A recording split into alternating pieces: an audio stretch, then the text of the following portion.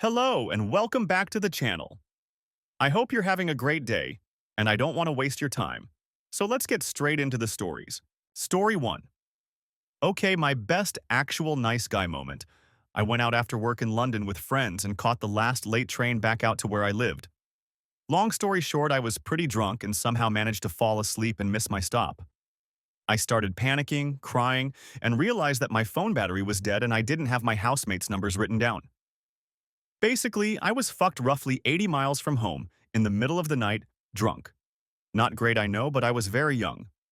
Anyway, I'm cursing my own stupidity when an older man on the train wearing a suit walks over and asks if I'm okay. I explain my predicament and he says, "Not to worry, he's getting off at the next stop and will show me to the taxi rank." I was a little bit wary of him, but I didn't have too many options, so he got off the train and he put me in the taxi. After an hour and a half taxi ride, I arrive back home and ask the taxi to stop while I attempt to withdraw £200 from the ATM. He just smiled and said, "Don't worry, miss, your friend has put this fare on his account." How fucking amazing was that? It bothered me for ages that I never got to thank that man. What a legend. I hope I get to pay it forward one day. Story 2. Alright, this is a long one, so buckle up. I was on OkCupid for 2 years and had over 100 messages and about 30 dates, 2 of which became relationships. One of them I am still currently in. It was a dry month, mostly one-liner messages asking me, "How many fingers do you use when you masturbate?" or "You seem cool, I want to talk more DTF." And then one guy, Alex, asked me about my degree and how he was too pursuing higher education and working on a thesis. That got the ball rolling, so we had very nice conversation for days, where each of us would respond to the message, make a few comments, maybe tell a story, and then ask another question or two. Honestly, the best conversationalist I'd come across. We agreed to meet at a Starbucks. I get there, order, pay, and sit down. He arrives a little late, has to wait online, and we sort of steal glances every once in a while as he waits.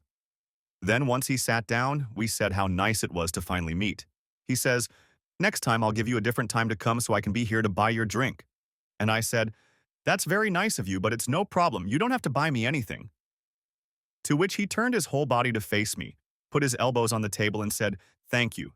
Thank you. You know, that's a great outlook on life, and that's something I'm really looking for in a woman because, I dated this girl who I met here at some macaron place, and you know what they charge for macaroons these days? $3. 3. So I order 2 and she orders 3 and a drink, and I took out my wallet and was $1 short, so I asked if she'd cover that, and would you believe she did not have a dime on her? Then, a few moments later, we talk about OkCupid. Macaron Girl was also off OKC, and our weirdest dates and most random messages. And this was the moment. He said, "You know I've had 9 dates in 2 weeks from my new method. Get ready because I'm about to explain to you the method for getting you girls in the chair." It starts with messaging. You always respond to a specific, add a story, and then ask a question. In that order. Then you say you'll meet somewhere for something quick, like a drink or a cafe. Then you drop the bomb that you're the total package, you're the man, you're in the zone, and they can't do anything but agree because it worked. It totally worked. I mean, here you are in the chair, and here I am on date 10. Then for the next 2 hours, explained to me just how great he was at getting women in the chair, but had no desire to be in a relationship. He was just a serial dater because it would be too much work, and that he was too considerate of the woman who he would be leading on with hopes of being official or growing past dates and open hookups. TLDR met a guy for coffee, and for 2 hours he explained how he manipulated me into agreeing to go on a date. Story 3. I'm sure I've told this story before on a different account, but I once was out with friends and my drink was spiked. One dude stayed with me to take care of me and my other friends left because we all knew him. Turns out he spiked my drink himself so he could save me and show me how caring he was. Edit. Since people are asking how I found out, he told a mutual friend thinking that the guy would think it was a cool move. Our friend did not think it was cool and told me what happened. This dude also laced the one-hitter we were using with something that same night. I could have died, but he really thought he was being a genius pickup artist. The worst part is that we had actually been talking for a week or so before this. I clearly already liked him, and he still felt the need to do this. Keep your eyes on your drink and trust your instincts. Story 4. A girl I worked with wanted to set me up with her boyfriend's best friend, Luigi. Anyway, she assured me he was a really nice guy. I was dubious because her boyfriend Daryl was awful. I agreed to this double date, and we met at a little Italian place, and one of the first things Luigi said to me was, "You know, I'm a really nice person, but I did have to hit a woman once. But it was only the one time, and it went downhill from there." He and Daryl proceeded to get really drunk. My friend Amanda had to drive home with Daryl and Luigi in the backseat, with Daryl groping Amanda as she was trying to drive and her fighting him off, with Luigi telling Daryl in Italian what he'd like to do with me in the bedroom, which was odd, as Daryl doesn't speak Italian, but I do. We get back to Amanda and Daryl's place where my car was parked, and Luigi and Daryl start fighting.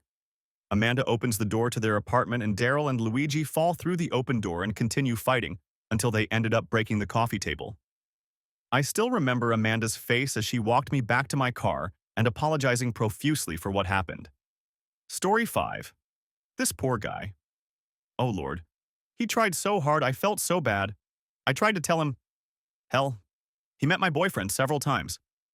But he kept trying.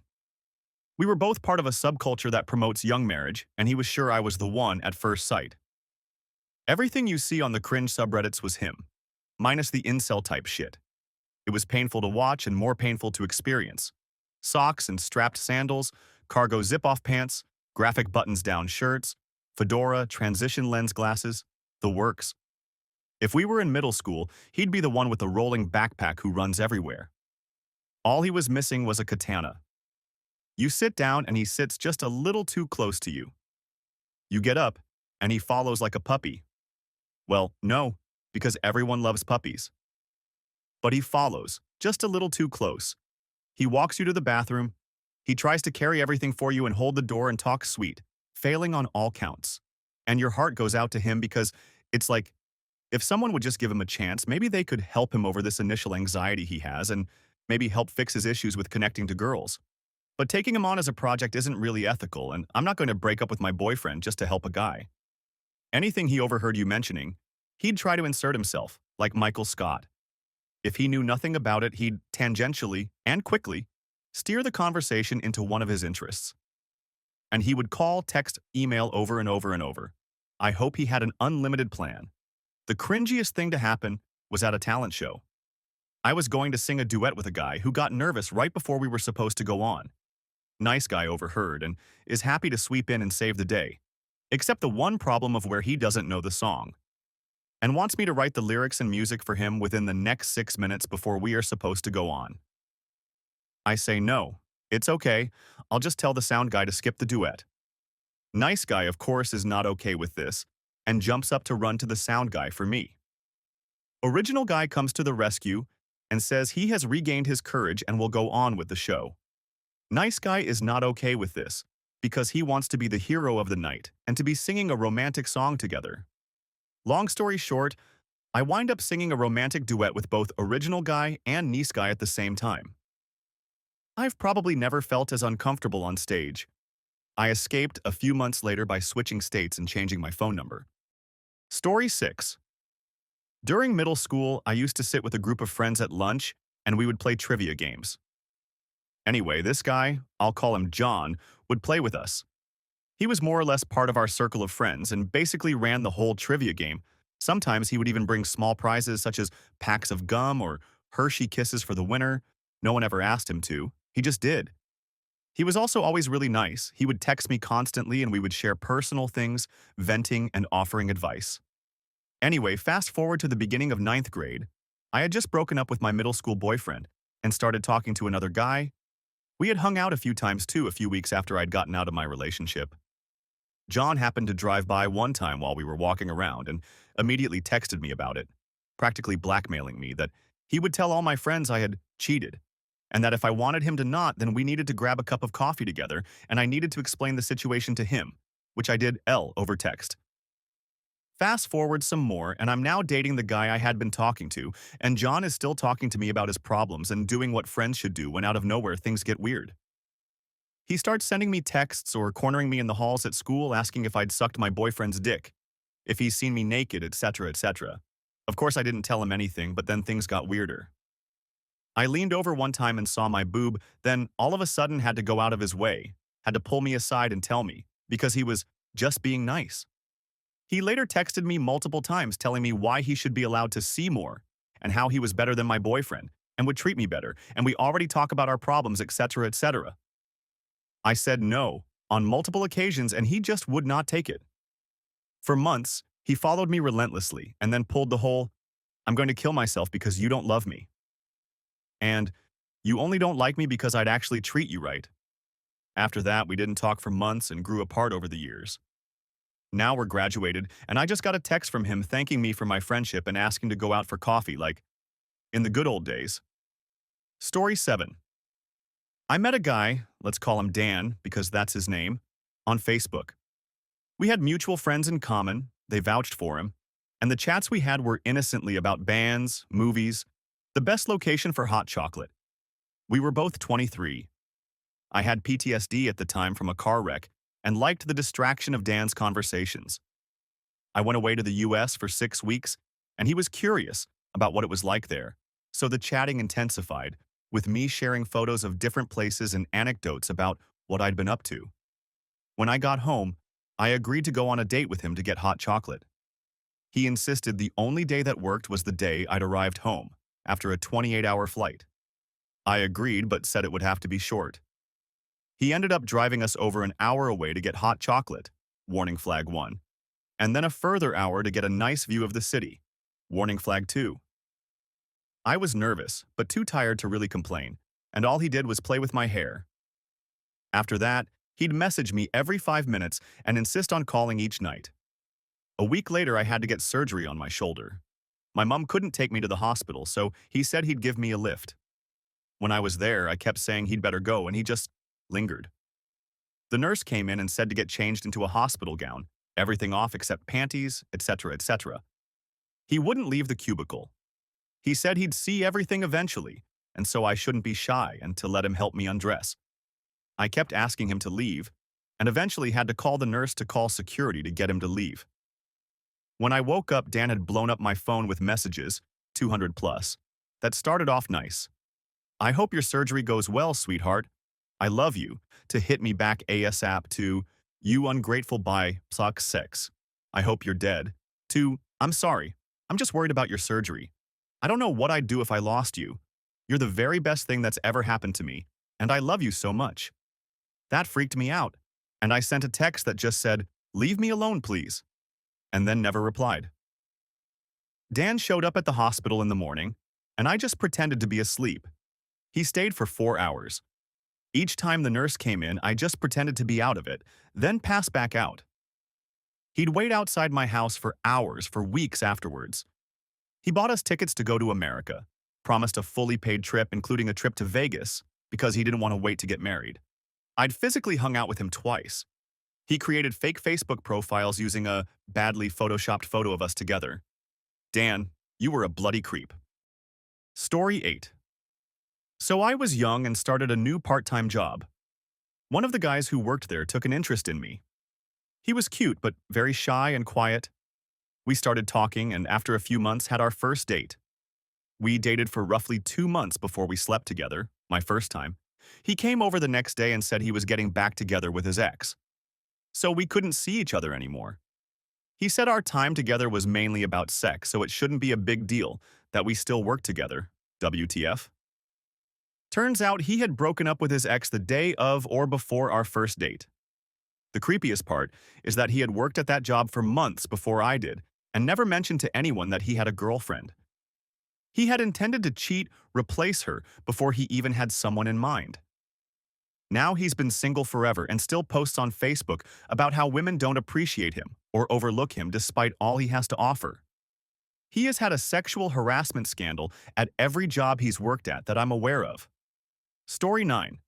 This guy I used to see around town at different events had evidently built me up in his mind, and it was pretty confusing at first, then scary. I saw him probably 2 to 3 times a week at different shows or hangouts, but we never exchanged a word.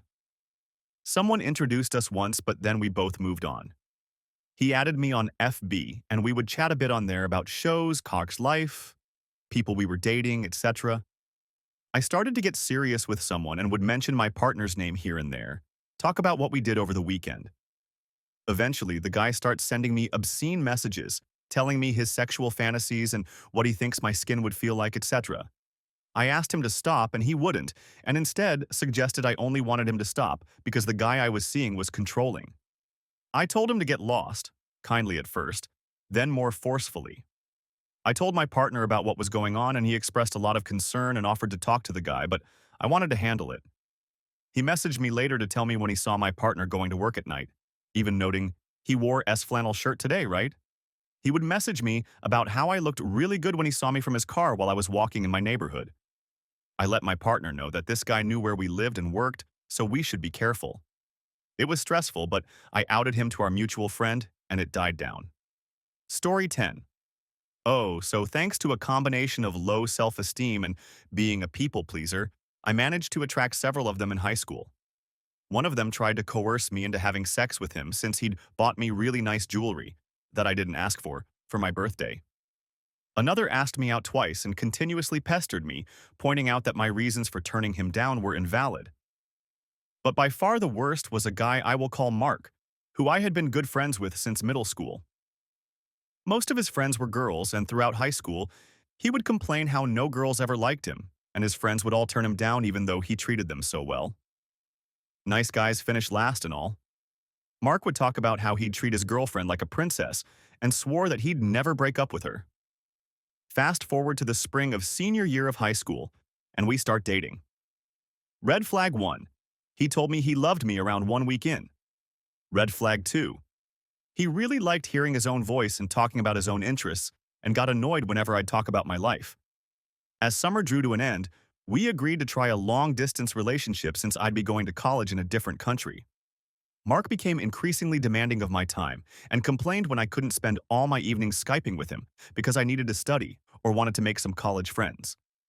In mid-October, he told me that I was being a terrible girlfriend for not satisfying his needs. I replied that we were probably incompatible and should break up. He started crying and begging me to reconsider, but I held firm. A month later, I found out that he had begun dating my ex-best friend who went to his college. In fact, they'd been spending nights together and hooking up since the beginning of September. Wow, okay, Mark. So you're too nice to break up with your girlfriend, but cheating on her is okay? She complains about how he's insensitive to her needs and lacks appropriate boundaries with his female friends while he complains about how she's naggy and not fun. They deserve each other. So that's all I have for today. Make sure to check out my other videos, and if you want to see more, I make daily Reddit videos, so don't forget to like and subscribe.